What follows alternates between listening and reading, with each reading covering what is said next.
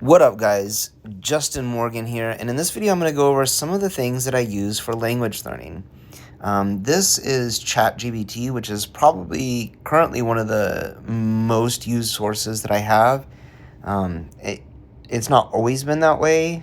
So when I was started studying Greek, ChatGPT didn't exist, of course, and Latin as well.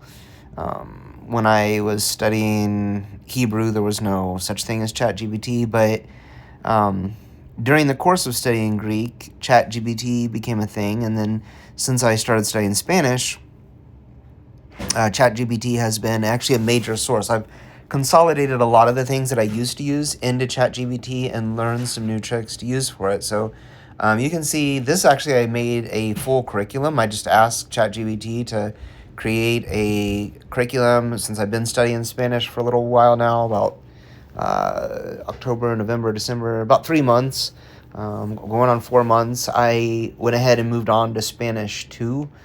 So I just told it, like, if it were a second year Spanish student, to go ahead and create a curriculum based on that. And I'm in week 2 now. So there's some grammar that you can see here. The full curriculum actually is primarily intake or input, comprehensible input. But the first point is grammar and sentence structure, vocabulary and expressions, which is predominantly coming through comprehensible input, listening and speaking skills, reading and writing, outward and regional study, cultural and regional studies, and then practice and reinforcement. So those are all actually really good things, and I thought ChatGPT actually did a great job of doing that. So I asked it to make week 2 of a curriculum to follow, and it is going to continue with grammar points of object pronouns and studies like that. So when I do this, I'll actually click this little button down here at the lower right hand corner, and I will ask ChatGPT to walk me through day 1 and to kind of help me do that. I won't actually sit down and do that. Usually I'm in the shower or brushing my teeth. Well, not so much brushing my teeth, because I actually have to be able to respond. So I do Spanish studies while brushing my teeth, but usually I'm showering when I do this portion for the grammar, because it's very helpful in just being able to ask ChatGPT questions and have it go through it that way. If I have to like sit down and read and take time, I become impatient, and I'm not very good at that. So I'm much better at just asking questions and having ChatGPT answer them. So it gives me some information. I ask questions about the information or try to replicate it, and I try to keep doing it until I basically have an understanding of it. So last week I was working on the preterite and imperfect forms of past tense in Spanish. And that's actually very little of what I do in studying for Spanish. So, like I said, it's predominantly just the 10 minutes that I'm in the shower or so. So that's all the grammar that I do, but I do it almost every day. So it's about 10 minutes of grammar study per day. Then another maybe 30 minutes or so per day, I'm actually doing interlinear reading. And sometimes I'll have actually ChatGPT read this. And I'll give you an example. If you hold down on the text that it created, I just ask for another dialogue, please, which you can see, like, I've done a number of these. And this one, I said, could you include interlinear translations for learning/comprehension? And I asked for another, I think the original prompt, I had asked it to please tell me an A2 level story in Spanish that relates to police work. Make it between 400 and 600 words.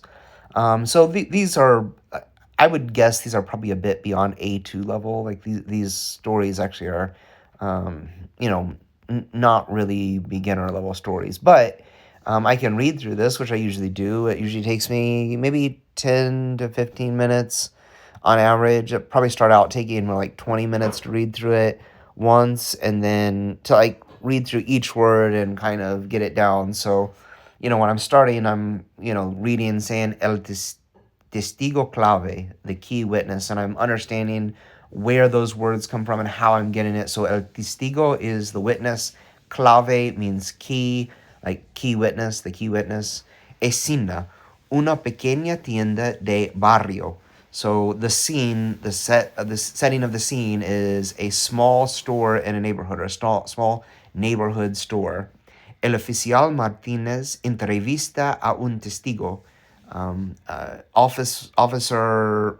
Officer Martinez is interviewing a witness. So I'm going through it that way. But then I also will kind of as I go through this several times. The second time, it only takes me like less than 5 minutes because I'm just reading down it. I'm not even worrying about if I fully understand it. I'm just reading the words, and then I can listen to it, and ChatGPT will actually read it to me as well by clicking on the read aloud text. The key witness. Una pequeña tienda de barrio.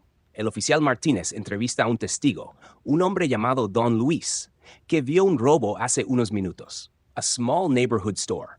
Officer Martinez is interviewing. Okay, I'm going to go ahead and stop that there. When I'm recording on my phone like this, I actually don't hear ChatGPT very well, so it's very difficult for me to hear. I know it comes out on the video probably loud, but for the recording, it's actually very low, and it's difficult for me to hear what's going on. But which will make the next part a little bit difficult because I want to show you guys how I do another thing called. Actually, I'll save that for last. The last thing will probably be one of the most effective things that I think I do for language learning that I really enjoy and think is very effective, and that's crosstalk. But I'll come back to that towards the end. So the grammar and kind of a curriculum setup, then reading these stories, maybe 30 minutes. So I'm spending about 2 hours per day. And you can see like the grammar, reading stories or these stories is probably about 25%. Grammar is maybe 10 to 12% of my day. And then I do something called Closemaster, which I think is really good too. And Closemaster is I have a paid subscription for. It's like $8. I usually do 30 new sentences per day, and then I do reviews for that day. And you can see like I did 30 new today and then 39 reviews. I'll give you guys an example. If you go here, esa tarea no es imposible. So tarea is task. Esa tarea no es imposible. Esa tarea no es imposible. Esa tarea no es imposible. Okay, so I would probably go through that a few times and pronouncing it like the person. Esa tarea no es imposible. Esa tarea no es imposible. Okay, so yeah, I would go through that a few times. The first time I learned it, at least, maybe on the reviews, maybe not. I'll just go through them and do them because the whole idea of this is to acquire vocabulary. It's about a vocabulary building. So this is another 10 to 12%. So vocabulary study, reading stories, doing this vocabulary acquisition, those kinds of things are about half of my total input for the Spanish language or for any language that I'm learning. Actually, it's kind of consistent, at least. So then the other part would be things like media and crosstalk. So I am literally just listening to things. I'm going to go to my Netflix page. And so if I pull open Netflix, you can see this one's for language, like that name up there. That's my language channel. I'm watching Castlevania. I'm watching Stranger Things. Diablero is a show. I've watched one episode of most of these things. I don't know this one, the Castaman. That was kind of a difficult show, actually. Por dos velas. That's probably a little bit too far beyond me. But Money Heist is actually Casa de Papel. It's Money Heist in English, but in Spanish it's Casa de Papel. And then Club de Cuervos is about... Cuervos is, I think, raven or blackbird or raven. And it's about a soccer team or a football team in Mexico. And the owner dies, and his son, who's kind of a party kind of guy, young dude, apparently using coke, I guess, ends up inheriting the soccer team. So, all of that. I've watched these shows, and I do crosstalk using ChatGPT as well. So crosstalk is another way that I use ChatGPT. And this one, this media, YouTube comprises some of the media. So I'll actually watch shows on, continue. I'll actually watch shows on my YouTube channel. This helps confirm. I don't know why it's asking me to confirm devices. I don't want to do anything with it. I want to go to my page. So, I'm gonna watch later. You can see like understand Spanish. Like I have that right there. Spanish past tense. Sometimes I'll watch some videos to review that. Los cinco pueblos más misteriosos. The thing that probably just showed up on your phone is my fault. Okay, you're fine. I'm still recording though. Sorry. My daughter's telling me why I have stuff popping up on my phone. Anyway, so learn Spanish fast with Spanish stories. Just any kind of these Spanish stories I'll sometimes add on to my watch later so that I remember to come back and watch them. And yeah, so I just watched those. Some of these I've already watched and I'm kind of done with. But yeah, so I watched those, and that's one way of input, but predominantly my time is being spent on Netflix watching shows or on ChatGPT doing crosstalk, which is what I kind of wanted to go over at the end. I just wanted to give an example, and we'll see how ChatGPT does with that. It's like I said, the volume for me on my phone when I'm recording a video is very, very low when I try to listen to something, so it's difficult to hear, but we'll see how we can get through it.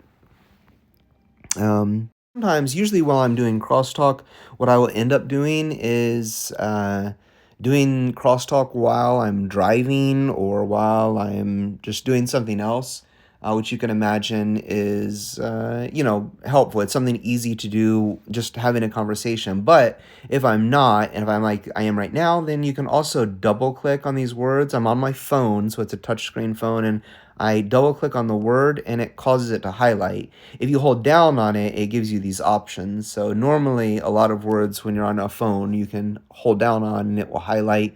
At least for ChatGPT, you have to kind of double click, I think.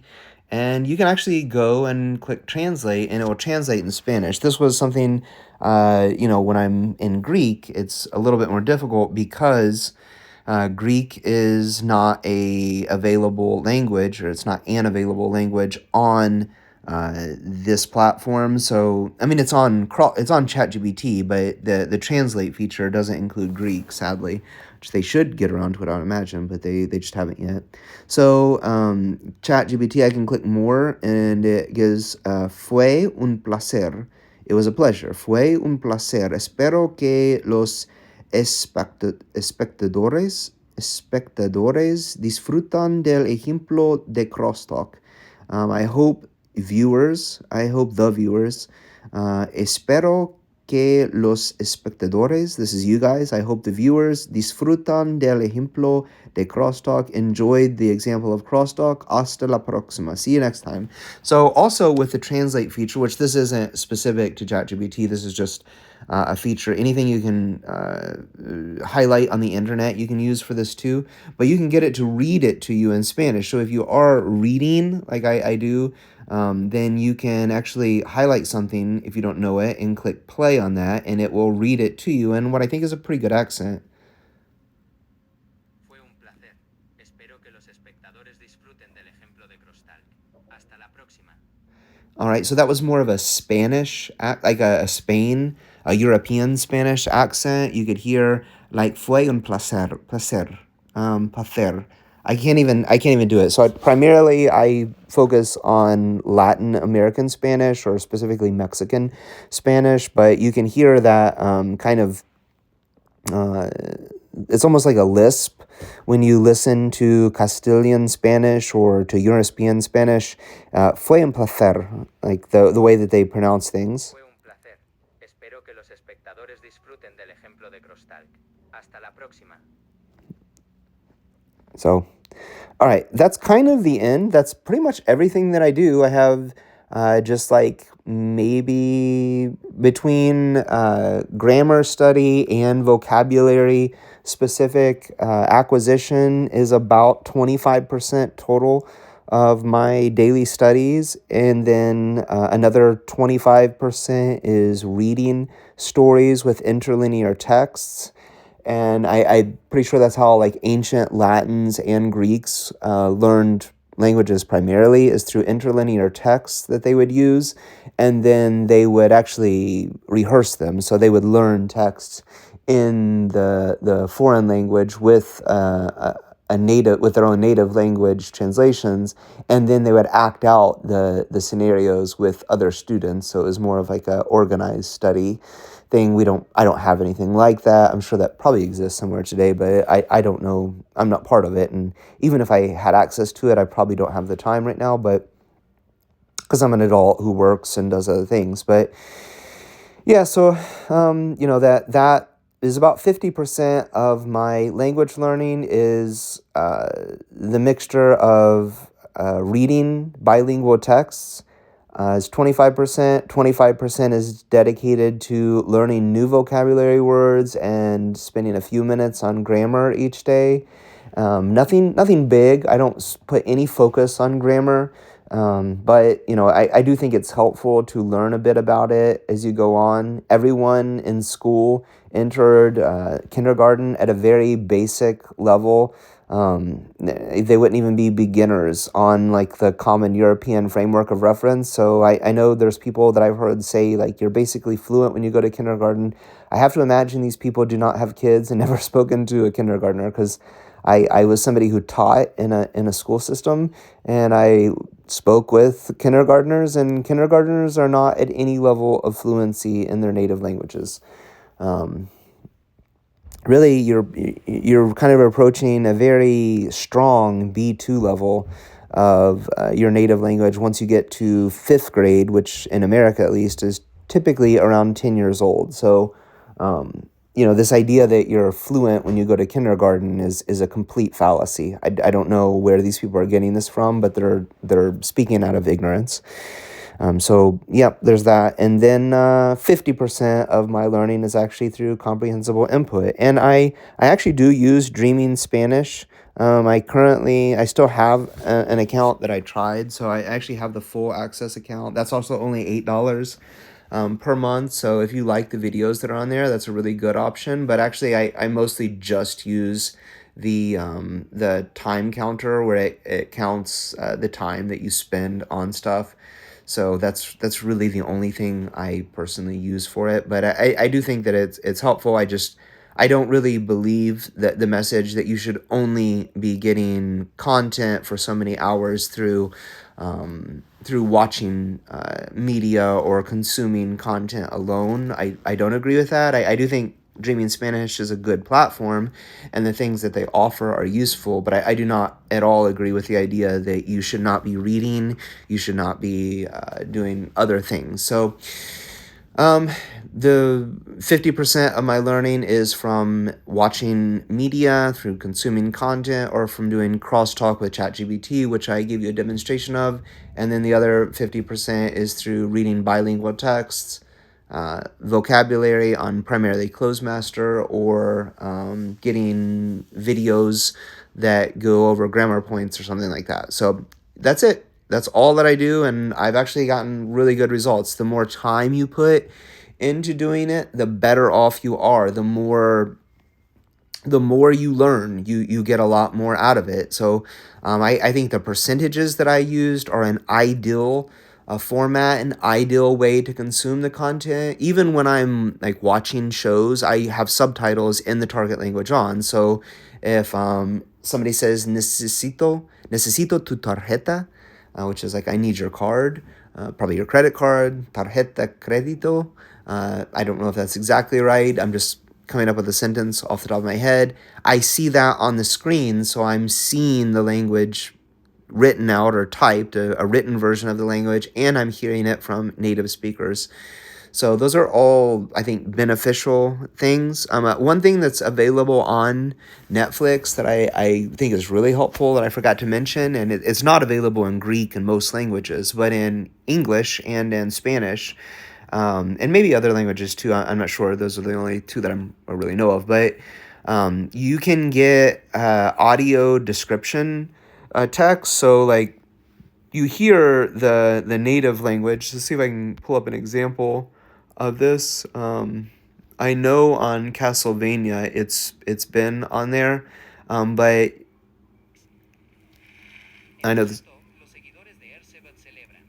like you can hear the guy talking right there. He's giving a description of what's happening on screen, and this is called Spanish Latin American audio description. So it's giving you a description of what's happening on screen. That's not included in the subtitles. So I have the subtitles, which is the dialogue you would hear. That is on screen, but that audio description is something additional, and I actually think that's really nice for Spanish. It's a really nice thing to have and to go through. I've used language transfer, which you can see there. I use Google Translate occasionally to look things up or do things. I think that's helpful. I used Duolingo when I first started out learning Spanish, and I thought it was a good way to kind of ease into Spanish and ease into learning. But, at some point I kind of moved away from it. I haven't opened it up in a little while. Yeah, I don't know where I'm at in the course right now. I felt like I made it a pretty good way. Keep learning Spanish, I guess. I'm just kind of seeing where I'm at. Come on, man. I just want to. Never mind. I was gonna show you like wherever I was on the course, but Duolingo is taking way too long. So that's really it. You guys take it easy. Hopefully that's been informative. I will talk to you in a video